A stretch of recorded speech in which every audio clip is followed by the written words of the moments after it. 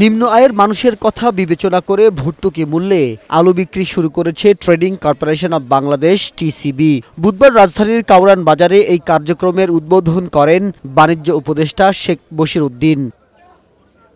এই সময় তিনি বলেন, বাজার সিন্ডিকেট ভাঙতে আমদানি বাণিজ্য প্রতিযোগিতামূলক করা হচ্ছে। এজন্য আরও বেশি আমদানিকারকদের অন্তর্ভুক্ত করা হবে। নিত্যপণ্যের দাম নিয়ন্ত্রণে ভর্তুকি বাড়ানোর পাশাপাশি সরবরাহ বাড়ানোর কথা জানান বাণিজ্য উপদেষ্টা।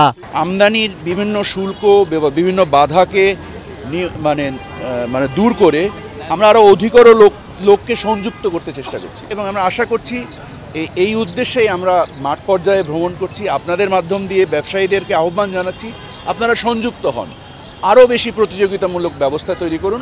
বাণিজ্যের ক্ষেত্রে ভারতের সাথে বাংলাদেশের কোনো প্রতিবন্ধকতা নেই।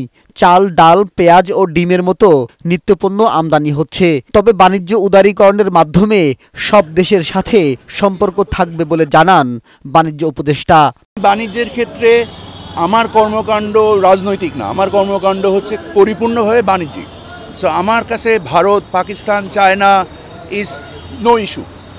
আমি সবাইকে সংযুক্ত করতে চাই। যেমন আপনারা সিন্ডিকেট বলছেন, আমরা যদি এখন দেশ হিসেবেও সিন্ডিকেটেড হয়ে যাই তাহলে তো সমস্যা।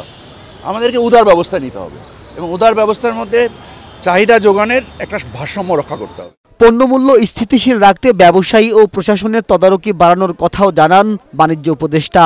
রাজধানীর 50টি স্থানে ট্রাকে করে ডাল, ভোজ্য তেলের পাশাপাশি আলু বিক্রি করা হবে আগামী 31শে ডিসেম্বর পর্যন্ত।